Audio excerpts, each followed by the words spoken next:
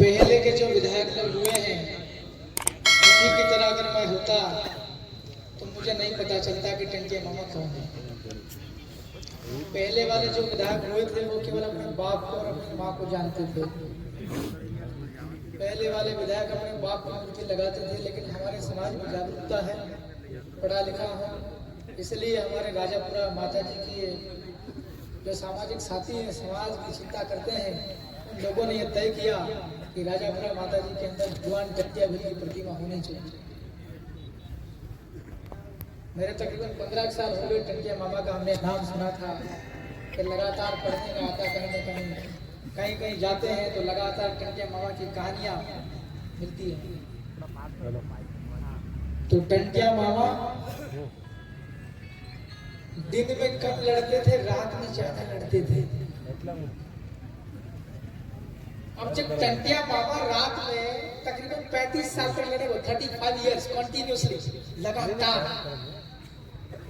अब जब हमको टंटिया मामा के विचारों का प्रसार प्रचार करना है, टंटिया मामा के बारे में मीटिंग लेना है, क्योंकि कल 26 जनवरी बहुत सारे लोग मानते हैं कि 26 जनवरी को टंटिया मामा का जन्मदिन हुआ था। हमारे राजापुरा गांव और आसपास के साथियों ने मिलकर के यही करीब की तारीख तय कर दी। उस विषय में हमको नहीं जाना चाहिए कि टंटिया मामा का असली जन्मदिन कब है। भाई वो बहुत तकरीबन 200-250 साल पुराना है, वहां कौन जन्म लिखने वाला था जन्मदिन। मैं तो 32 साल की उम्र में आप लोगों ने विधायक बना दिया। मैं दिल्ली से वकालत की पढ़ाई करी, मुझे भी आज तक मेरा जन्मदिन क्या है मुझे नहीं पता। मार साहब ने लिख दिया वो सही है कि मेरे को क्या पता, मेरे बाप को ही नहीं पता, कम पढ़े लिखे। तो भैया तकरीबन 250 साल पहले टंटिया मामा पैदा हुए थे, उनके जन्मदिन का कोई पता नहीं। लोगों ने रिसर्च किया, अनुसंधान किया, सभी लोग अपने अपने हिसाब से आते हैं। कोई 26 जनवरी वाला है, कोई 15 अगस्त वाला है।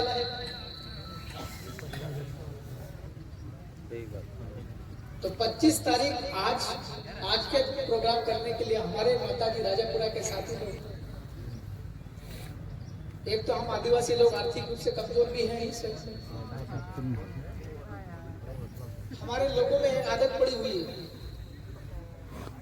हम लगातार बोलते रहते हैं। हमारे सरपंच साथियों को भी कहते हैं, जनपद सदस्यों को भी कहते हैं, जिला पंचायत सदस्यों को भी कहते हैं, हमको किसी भी कर्मचारी का पैर नहीं छूना है। मैं ठीक कह रहा हूं कि नहीं है? हमारे समाज के लोगों ने हम पर भरोसा किया है। कमलेश्वर को भाई विधायक बनो, वहां जाकर के लड़ेगा, लड़ाई में हेंगड़े टूटते हैं,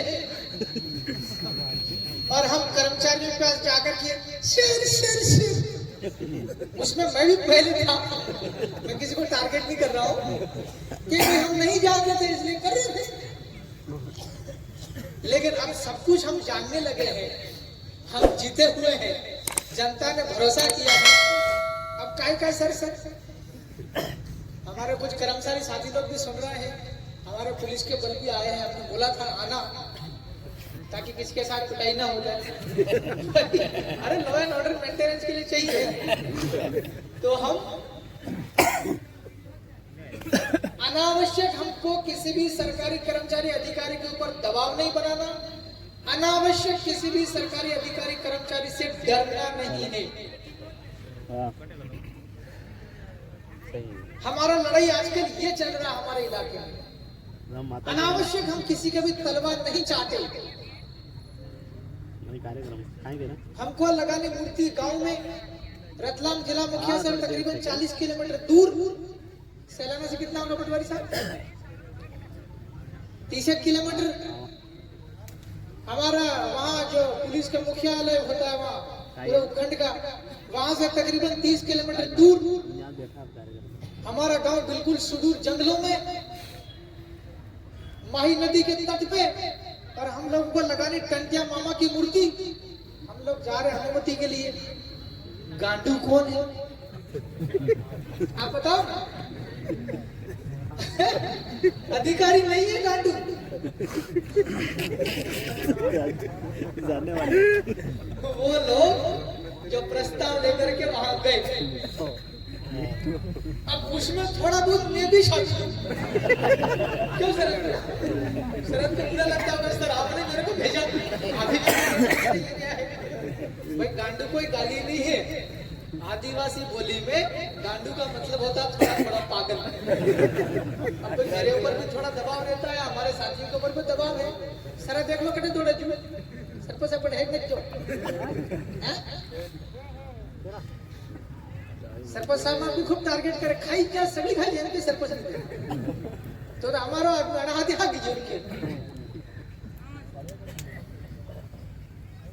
हमारे भारत की संविधान की 5वीं अनुसूची को लागू करने के लिए पेशा कानून बना है, ये जानकारी सभी को होना चाहिए। आज जितने लोग धोती पहन के आए हैं, धोती का मतलब होता है हमारे ज्यादातर लोग पढ़े लिखे कम है, मतलब वैसे तो हमारे वो पढ़े लिखे double M triple M pant पे धोती वाला, लेकिन ज्यादातर जो लोग पेंट कम पहनते हैं क्योंकि हमारी परंपरा है, रीति रिवाज है। लेकिन पहले पढ़ाई कम होती थी, जो ज्यादातर लोग पढ़े लिखे नहीं, उनको जानना चाहिए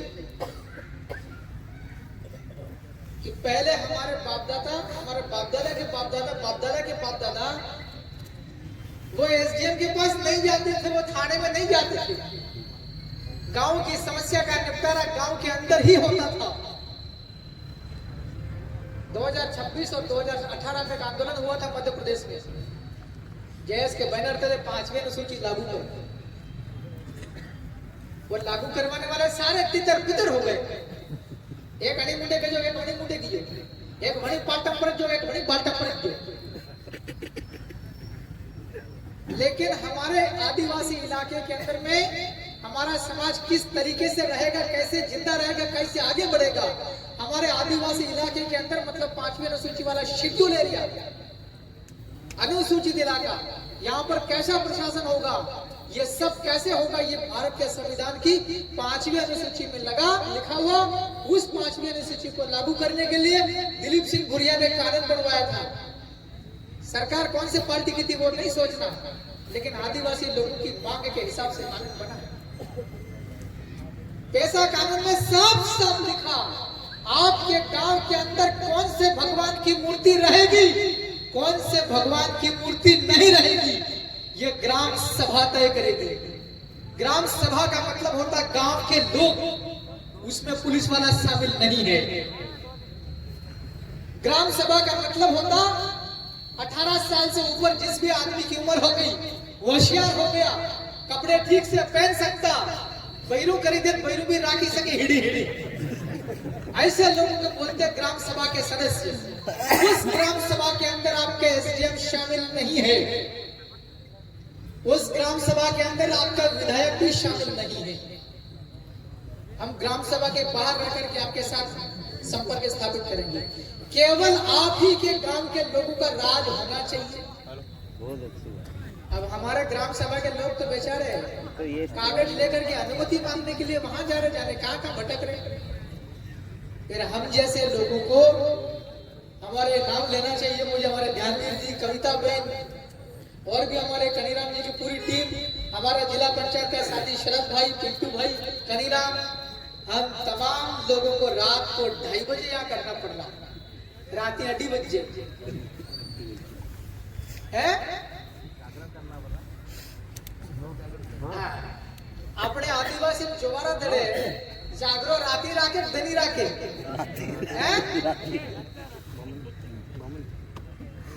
राते बहुत सारे काम रात में करते हैं। हमको इसलिए रात में करने की जरूरत पड़ी कि हमारा समाज कमजोर है आर्थिक रूप से। मूर्ति को एक तो कुंटल की नहीं है, 10 टन, कितना नहीं 10 टन का मूर्ति है, 1000 किलो। उसको 40-50 लोग भी ऐसा करके उठा के उठने वाली नहीं है। तो इंस्टॉल कैसे होगी? इंस्टॉल मतलब व्यवस्थित तरीके से हमेशा के लिए परमानेंटली उसको स्थापित करना, उसको इंस्टॉल करते हैं। हमारी जरूरत पड़ी थी क्रेन की।